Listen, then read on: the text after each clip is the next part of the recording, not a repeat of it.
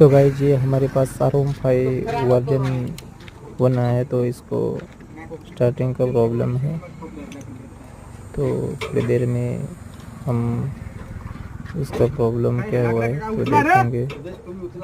पहले हम इसको नीचे उतारते हैं धीरे धीरे।